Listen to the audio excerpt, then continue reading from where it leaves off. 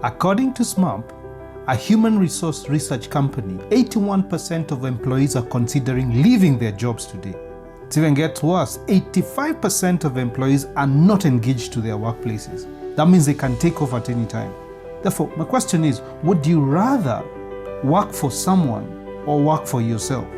Would you rather work under your own terms or under the terms of your employer? Warren Buffett says, the more you learn, the more you earn. How to tactfully use your skills to get wealth. Whether you've just come from college, university, or you're currently employed, we want to look at, are there ways we can use our skills to get more wealth or to get wealth and get more wealth? In today's video, I'll be sharing with you powerful ways or tips you can use today to grow your wealth. If you're new to this channel, my name is Lenny. I will explore with you the Bible verses in the Word of God to show you the secrets and the principles to successful life. Before we get started, if you like this kind of secrets, keys and principles, make sure you click on the like button and subscribe to this channel. And if you're on YouTube, currently you can click on the alert notification bell to receive an alert when we release the next video.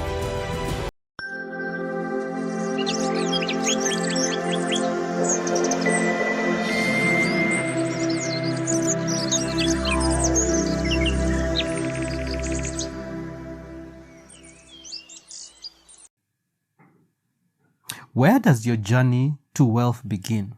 For some people, the journey to wealth begins when they get their first job, and others when they start their first business. So what is so important about your first job and your first business?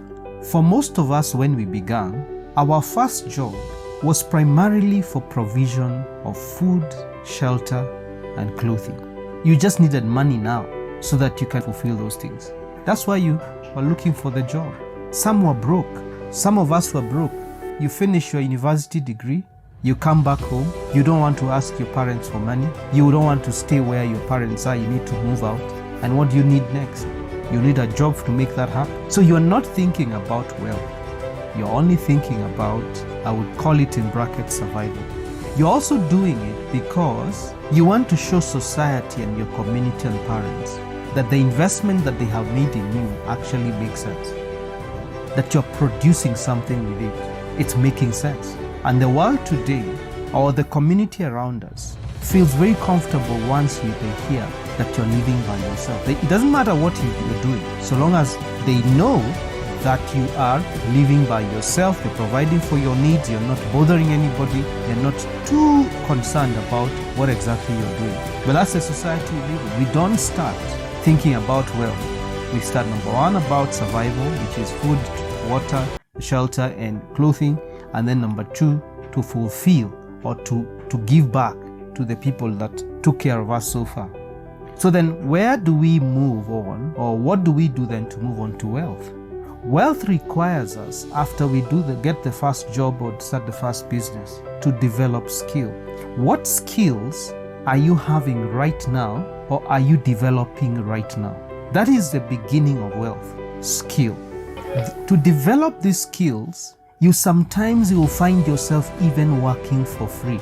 You're feeling like this is a thing I ought to be doing, so I need to refine it. I'm enjoying myself doing it. I'm loving it. And so as much as there's pressure for all these many other things, but then there's a drive towards skill and the thing that you love doing. So you're developing, refining that thing that you love doing. You're developing your craft. So when you get the job that you don't like, but it's paying for your needs, are you on the side developing your craft? Because development of craft is your direction toward wealth. Story is told of a man called Jacob in Genesis chapter 30. Jacob stayed a lot of the times in the tent of his parents cooking. In fact, he was a great cook. But when he left his father's house and went by himself, he needed a job.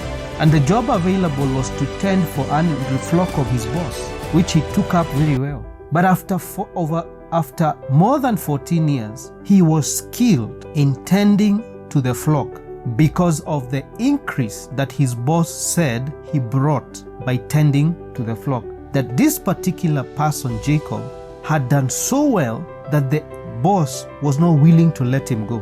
The boss knew that his increase of wealth was because of this man called Jacob. There was something special on him that was making whatever he was doing to produce such exceptional results. That's the craft, that's the skill. So your journey to wealth will require you to do something, a skill, work on a skill, develop a skill.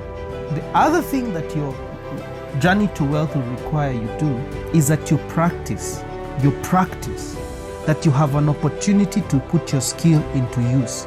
That by the end of it all, the world can say for sure, we know that John, we know that Peter, we know that Mary, we know that Jane is skilled in this particular way. Why? Because they've seen you in action. You produced results. That's your journey to wealth. The next thing to your journey to wealth is that now you can take your skill and renegotiate with people based on the skill that you have developed. That's your journey to wealth. That now you no longer need to be employed and paid wages every month. Because you have discovered that people value your skill, then now you can make the terms and say, I don't want to be employed. I want you to pay me a certain percentage for doing whatever kind of work you want me to do. And because they value your skill so much, they'll be willing to accept that they pay you a certain amount for the total work that you do. And that is what Jacob did. Jacob discovered that his boss Laban really needed him. Why? He produced great results. And here's what he said on the negotiating table. Instead of paying me, let me work, let me create wealth for you, and I'll take a percentage of it. And why was the boss willing to listen and negotiate? Is because number one, he didn't want to lose Jacob. Number two, he had seen the result that he could produce. And number three, he knew it was difficult to get someone else like him. There was something special about how he did his thing. He wasn't willing to take that risk. But at the back of the mind of Jacob, Jacob was thinking wealth. He had started off because he needed to pay for food and drink and clothing and all that. But now he had developed his skill. He was now thinking about his family wealth. To be comfortable enough to live. So develop your skill that you'll be comfortable enough to be on the drawing table or negotiating table with your craft and people are willing to listen to you. Begin to think wealth now. Remember, a wealthy man provides for his children and his children's children. If this video was helpful to you, make sure you click on the like button and the subscribe button to subscribe to this channel. And if you're currently on YouTube, click on the alert notification bell to receive this kind of content in the future. Thank you.